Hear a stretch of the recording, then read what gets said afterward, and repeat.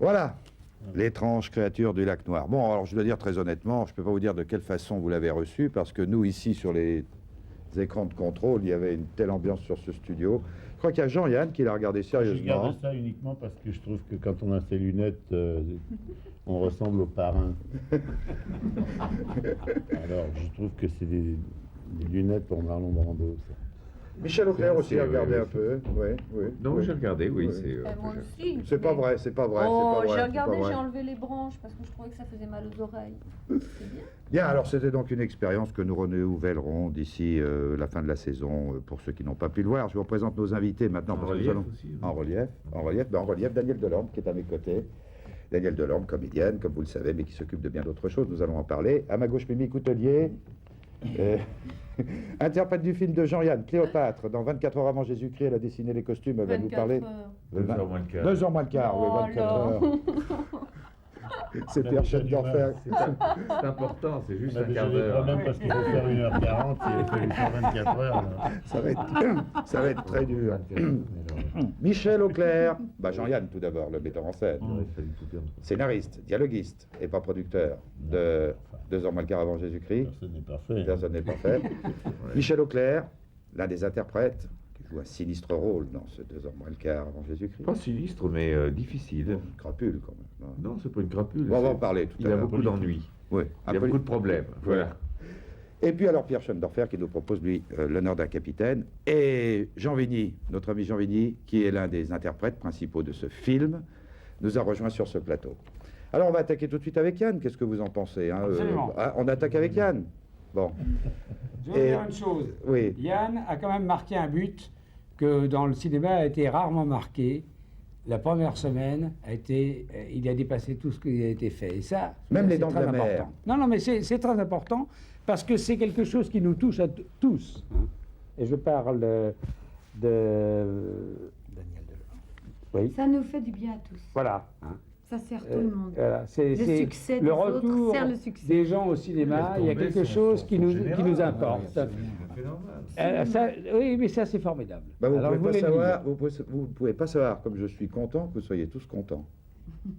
On peut pas être Non, mais ça a toujours été ça, je veux dire, il n'y a jamais de raison de dire chouette, un tel se ramasse. Non, Enfin, ça Non, n'existe ça pas. c'est vrai. Non, alors ce qu'il faut dire, je Sauf crois que... quelques...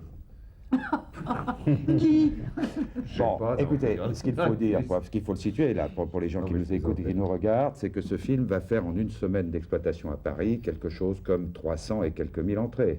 Ce qui est un chiffre extraordinaire. Qui a vu un film en 3 mois. Oui, bon, qu'on n'aime pas est un autre problème. Le résultat est là. Jean-Yann, Oui, c'est énorme. on va se résumer le film à deux, parce que quitte à faire autant que vous participiez. Alors, ça se passe 2 heures moins le quart avant Jésus-Christ, et ça se passe en Afrique du Nord. hein. Là, en Afrique du Nord, le camarade César, qui a bien que des particularités, nous en avons parlé tout à l'heure, qui est incarné par Serrault.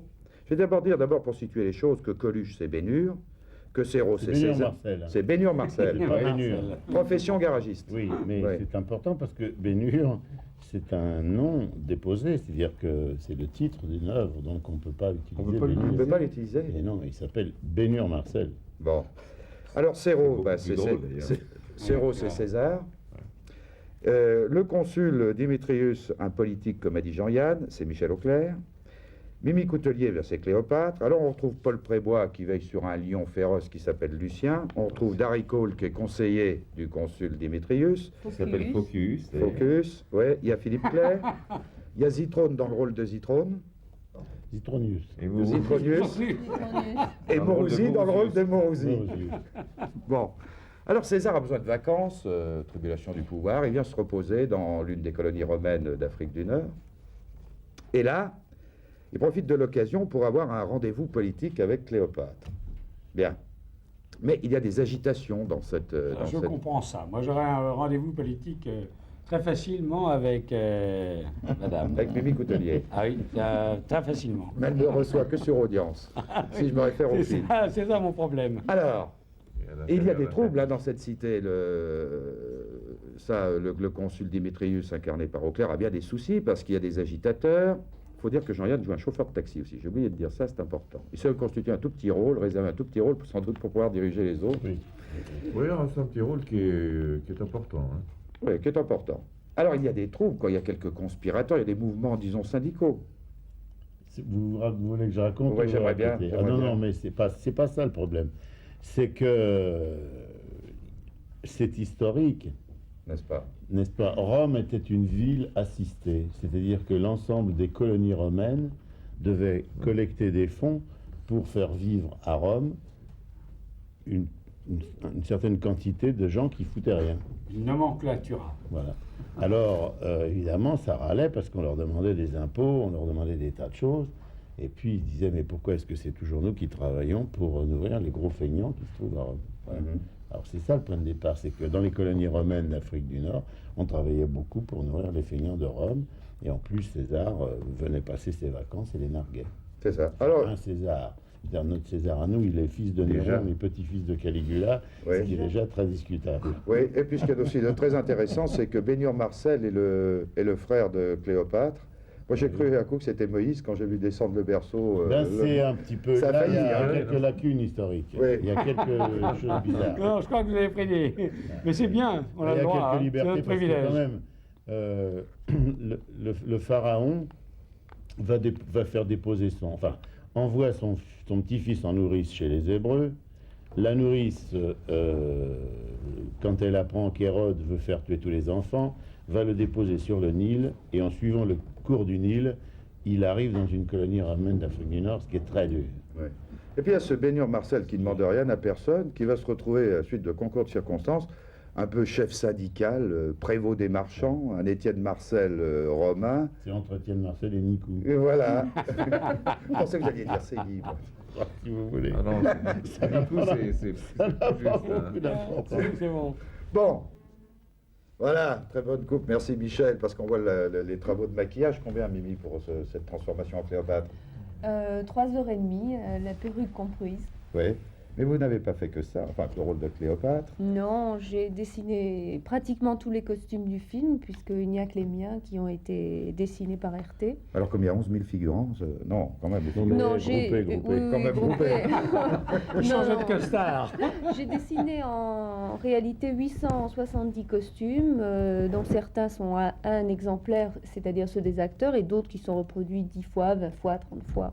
C'est intéressant de voir le film sous cet aspect, disons, professionnel, technique, je veux dire. Oui, je veux dire que ça m'a fait aimer le métier d'acteur, parce que j'étais toujours projetée dans un film, j'arrivais, puis je faisais ce qu'on me demandait de faire, et puis après je m'en allais. Je participais pas du tout à la vie du film, mais ça me semblait bien banal. Et puis là, j'ai travaillé, il faut le dire, puisque c'est un gros travail, 3 mois avant tout le monde. Oui. Et quand je suis arrivée sur le film, j'étais, je sais pas, je participais à toute la vie et c'était fantastique. Le costume d'Auclair est superbe en tous les cas. C'est vous qui l'avez dessiné? Oui. Oui, Ah, alors, tous, ils sont tous beaux. À un J'en ai moment donné- plusieurs. Non, mais à Oui, un il en moment a de- à un plusieurs. moment Il a des donné- médailles. Il à a un des moment donné, médailles. je me suis cru à Avignon. Tellement, la tenue. Michel, comment, À comment... Avignon, j'ai jamais joué le péplum. Non, vous avez joué Bleu, Blanc, Rouge et les Libertins avec Planchon. Oui, j'ai Il y a joué bien Richard longtemps. III aussi. Et Richard III. Belle carrière théâtrale, Michel. Oui. Un vieux rhumatisme au théâtre. Fini, qu'est-ce qui se passe? Non, non, pas du tout, non, c'est pas fini. Mais vous savez, au fur et à mesure où les années passent, on devient un peu plus exigeant. Et quand on a travaillé avec des gens comme Planchon, ou Visconti, ou Chéreau, ou Lavelli, ou Pintillier, Marcel Héran au début, etc., ben, Et le cinéma français? Il Ah bah, pense à vous écoutez, quand même. Vous voilà. êtes un abonné de Delon, hein. Vous êtes pratiquement dans tous les Non, films. c'est-à-dire que j'ai tourné 3 films avec Alain. Ce qui n'est pas un reproche. Non, non, je veux mais, dire. non, au contraire, moi je suis très reconnaissant de cette fidélité. Ça, c'est très bien. Ouais. Alors comment ça se passe avec Yann? Yann, comme ça, en direction d'acteur, Non, comment mais est c'est- Yann? Ah, non, vous C'est un voulez- aspect que je connais pas, hein. Moi je l'ai jamais vu travailler. Non, non, mais sur le plan du tournage. Oui, sur le plan du tournage. oui. Non, parce que là, ce que je voulais dire, c'est que ce qui m'a stupéfait, c'est un jour, on me téléphone et on dit je vous passe Jean-Yann. Alors, je le connaissais, je l'avais vu à RTL, etc. Mais je me suis dit tiens. Et puis il me dit voilà, je te propose un truc si ça t'intéresse. Alors je me suis dit bon, ben oui, moi, automatiquement. En plus, j'aime beaucoup sa forme d'humour et tout. Puis en plus, ça se tournait en Tunisie, ce qui n'est pas désagréable. Oui, non, c'est oui, plus marrant que attendez, hein, ça, Faut hein, dire. dans les hangars, hein. Très bien. Bon. Commandant des hangars. Non, je sais qu'on n'a rien à envier à Monastir. Attendez, Michel, 40 Monastir n'a millions, rien à envier à Hollywood. 40 mais enfin, millions tout de ce même. film. On vous logez Hein? dans des hangars, 40 millions, 12 millions de francs suisses, vous étiez logés dans des hangars. Non. Syndicalement, ça se discute. On n'était pas logés dans des hangars, Ah bon. mais on On tournait vivait. dans des hangars. Vous viviez dans des hangars. Vous savez, bon, il se trouve que tout s'est bien passé, que, par exemple, la synchronisation a été à 30% du film, alors on avait des bruits extérieurs qui étaient permanents avec le muezzin, avec les mobylettes, avec tout, et que, comment il s'appelle, Georges Pratt, il faut lui rendre hommage, a fait... L'ingénieur du son. Ah oui, Oui. formidable. On a doublé à peu près 30-40% du film. Daniel, vous l'avez vu Bon. le film, non? Non. Non. Encore. Pierre, vous l'avez vu le film? Ah, je suis confus, mais je veux dire, quand on sort d'un film soi-même, et je sais que Jean-Yann n'a pas vu mon film, et moi j'ai pas vu le sien, je veux dire, c'est normal. Un partout. On sort, oui, voilà, exactement. Non, Ouais. c'est pas un partout. Non. mais- Non, c'est beaucoup plus. À voir, à voir. Oui, absolument, absolument, parce que c'est un événement. Hein. Et moi, je veux voir un événement. Bon. Alors, dites-moi, Jean-Yann, bon, vous êtes scénariste, metteur en scène. Le scénario est né comment? Cette époque romaine ressemble étrangement à la nôtre, quoi, en fait, hein, c'est ça? Oui. Ou la nôtre ressemble Oui. étrangement à la leur. Non, mais au début, je voulais faire un film sérieux. C'est-à-dire, j'étais tombé par hasard sur... Enfin, pas par hasard, mais bon, j'avais lu le bouquin de Carcopino sur la vie quotidienne au temps des Romains. Et je trouvais que c'était pas bien que le cinéma n'ait jamais montré la vie des Romains. On montre toujours que des empereurs, on montre toujours des gens dans des palais, on montre pas la vie quotidienne.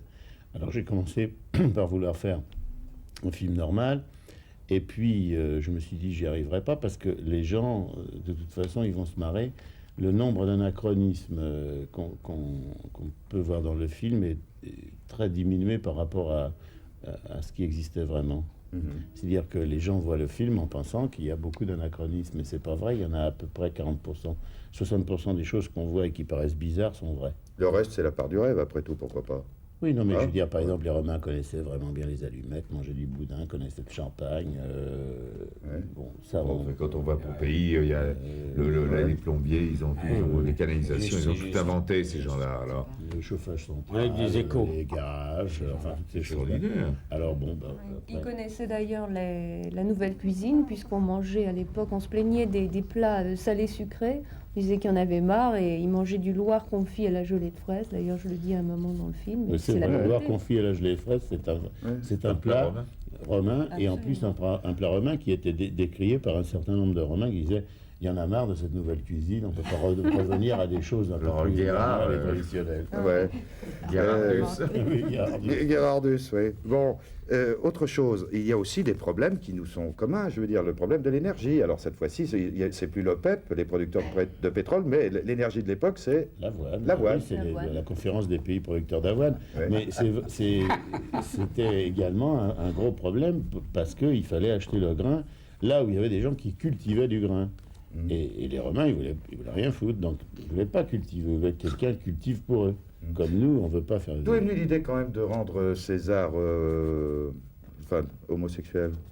Historiquement, Recherche historiquement aussi. Bonne question. il était... On dit que, enfin, Comment peut-on imaginer un militaire comme César? dans les écrits romains, on Oh, dit mais qu'il était écoutez, le chez mari les de toutes les militaires, femmes et la... Ah, attention, La Pierre femme de tous les Schulderfer. hommes. C'est Ouais. dans Juvenal. Ouais. Il était Voilà. l'homme de C'est toutes dans les femmes Juvénal. et la femme de Oui, tous les hommes. attention, moi j'ai lu des bellico gallico. Des bello gallico de la guerre des Gaules. Et on disait que c'était pas vrai, qu'il n'était pas comme ça. Là. Ah, il n'était pas comme ça dans ses écrits. Ça, c'est l'aspect Excusez-moi. romantique. Non, mais la Jean-Yann, guerre des c'est Gaules, pas c'est lui vraiment- qui l'a écrit, non? Plus ou moins. Oui, c'est vrai. Mais Voilà. on Alors, ne dit non, pas mais qu'on je- est non, pédé mais quand c'est on un- est C'est un pédé. détail qui est important. Il faut se méfier des C'est pas autoportraits. un vrai. Non, c'est mais, pas le non, vrai. mais on César. sait que c'est très Mais de répandu toute dans façon, l'Antiquité, oui, quoi. César, c'est une Oui, appellation, d'accord. c'est pas. Il y a eu Alexandre plusieurs était- César. Mais appellation contrôlée. Ouais, quand même. Alexandre Non, mais était César, c'est un Périclès, titre, hein. C'est ça, un bah, titre. Ouais. César, c'est pas son nom. Bon, qu'est-ce que vous racontez d'intéressant, là, de ce côté? D'en faire, non, On parle des mœurs un peu, fait des petites comme pointes, ça. là. C'est comme si dans Milan, des types, enfin des historiens disaient, à une certaine époque, il y a eu un type à la tête de la France, par exemple, qui s'appelait président. Ouais. Alors, Jean-Yann, C'est bon, parce que César, Allez, vous, c'est les le titre pas que l'on pédés, donnait quand à même. tout le monde. je veux dire quand même une chose, Jean-Yann, vous savez que je crois qu'il faut... Le César. Oui, c'est ça. Ouais. c'est- Bon, alors, je vais vous dire une chose quand même, vous savez combien j'aime ce que vous faites, il faut le dire. Nous avons, je crois, diffusé Showbiz de vous, qui est un film que j'adore, que j'aime beaucoup. Je sais que ça n'a pas été l'un de vos plus grands succès. Moi, j'aimais beaucoup chez vous l'insolence, le corrosif, l'acide sulfurique, enfin le Yann qui avait un regard sur la société dans laquelle on vit. Je dirais même voire moraliste et qui n'hésitait pas à sortir les poignards pour assassiner quelques idées reçues. Là, j'avoue, mais ce n'est que mon sentiment, que je suis un petit peu déçu car j'ai trouvé que vous étiez devenu bien sage. Pour celui qui a transformé Waterloo en course cycliste, j'ai dit tiens, est-ce que les années auraient passé? Ben non, mais il y a des genres à traiter. Alors ça, c'est un film de divertissement et de pur divertissement. C'est-à-dire que... Mais vous saviez très bien divertir en étant féroce. Tout le monde il est beau, tout le monde il est gentil. C'était quand même mais pas... Show Business, ça avait diverti dans toute son exploitation beaucoup moins de monde que celui-là dans sa première semaine. Alors, je veux dire que le divertissement de gens qui ne vont pas se divertir, c'est grave. Parce qu'il y a personne. Donc, il vaut mieux quand même qu'il y ait un certain nombre de gens qui trouvent ça moins bien en y allant que mieux en n'y allant pas. Le programme marche. C'est vrai. Alors, bon, là, en plus, c'est le premier film que je fais et c'était pour moi une expérience tout à fait intéressante. C'est vraiment le premier film que je fais sans être producteur. Donc, avec des impératifs précis? Ah non, pas vraiment avec des impératifs précis. Enfin, si, avec l'impératif... dans les autres cas, il y a des impératifs précis. C'est-à-dire que je fais plus de banque et de sécurité sociale quand je suis producteur que de cinéma. Là, pour une fois, j'ai fait du cinéma sans m'occuper de la banque. Alors, évidemment, il y a quand même l'impératif de la discussion avec le producteur, qui en l'occurrence c'était Claude Berry, puisque c'est lui le premier qui m'a dit fais le film. Et il fallait que ce soit un film tout public et de divertissement. Et l'accord ou la première discussion que j'ai eue avec lui était à peu près comparable à ce que je pourrais avoir avec le directeur du Casino de Paris. Si le directeur du Casino de Paris me disait maintenant tu vas nous faire une revue, bon, il y a un impératif, c'est la rentabilité du Casino de Paris et le fonctionnement même du Casino de Paris, c'est-à-dire escalier, plumes, costumes, couleurs, musique. Bon, je ne vais pas me mettre à faire une... Je vois qu'il y a ici Genet dans les cassettes qui sont sur la table. Si au Casino de Paris, on adapte Jean Genet, on est sûr de se ramasser. Je veux dire, donc, par conséquent, il y a quand même un certain nombre de critères et Il ne pas aller jusqu'au plume. et de lois à respecter. Je veux dire qu'on sait qu'on travaille pour le Lido, c'est le Lido. Moi, c'est une objection que j'ai lue dans les journaux très rapidement après la sortie du film. C'est comment peut-on dépenser autant d'argent pour faire un film futile et de divertissement? Alors je sais bien que pour 4 milliards, on pourrait faire 4 films de 1 milliard avec des sujets plus sérieux. On pourrait aussi en faire 8 à 500 millions avec des sujets encore plus sérieux. On Et 40 à 250 millions. on pourrait en faire 40 à 100 millions. Je veux dire que le problème, c'est d'avoir des gens qui vont avec leurs enfants voir un film pour passer 1h45 ou 2h moins le quart. Fait ça et tout ça ne rapporte pas autant qu'un film fait avec 4 milliards. C'est possible. Et puis bon, c'est tout. Je veux dire qu'on ne voit pas les mêmes films. Moi, j'aime. Il fait chanter. Vous faites chanter le cinéma. Je vais vous dire une Non, chose. c'est pas ça. Il faut. Oui, mais vous l'avez fait. Hein. Et Oui, ça, mais si j'avais raté mon coup, je veux dire que il faut pas non plus toutes les 5 minutes dire c'est bien. Il y a un film qui marche, c'est formidable. Moi, je suis content qu'il marche et je suis content aussi qu'il marche parce que ça fait marcher le cinéma. Mais s'il s'était ramassé. Vraiment, c'était vraiment la justification qu'il ne fallait plus que. Il faut jamais faire ça. Je voudrais être très clair. Vous vous souvenez, Jean, nous avions fait, Christian Mottier de chez nous avait fait un sujet sur vous, un portrait, où à l'époque où les huissiers sonnaient chez vous parce que vous aviez été producteur et que vous aviez, etc. Alors loin de moi le reproche de vous dire vous avez fait un film qui marche bien. Non, Dieu merci, il marche tant mieux, très content. J'espère quand même retrouver dans un film. Un autre film, ce venin que vous avez, mais ce n'est que mon goût personnel. Mais je crois que par honnêteté, il ne faut pas entraîner des producteurs dans une aventure qui est une aventure qui n'est qu'un jeu personnel. Si demain je veux refaire un film vraiment bizarre, méchant, insolite ou comportant beaucoup de risques, il faut que je les prenne moi avec mes sous. Mais si je vais trouver des gens en leur disant écoutez, voilà, je vais vous faire une revue de music-hall, voulez-vous la produire et voulez-vous participer avec moi, et je leur fais une horreur vraiment ou un truc qui n'amuse que moi simplement en disant c'est pas grave, c'est une malhonnêteté. Je veux dire qu'il y a un certain nombre de règles à respecter en fonction de ses partenaires. Oui, on n'a jamais vu ça, mais je ne vais pas raconter ce qui se passe pour la course de char. On arrête là parce que, bon, il y a le film à voir. Et il fait pile 2h moins le quart. Oui. Hein, 1h45. Voilà. Moi, ce que je voulais dire, une seule chose, Je vous en prie. c'est que quand ces extraits ont passé ici, Oui. tout le monde regardait le film. Ça, c'est quand même très intéressant. Et on va regarder le vôtre d'ailleurs, quand il va passer. Non, je ne sais pas, je ne sais pas.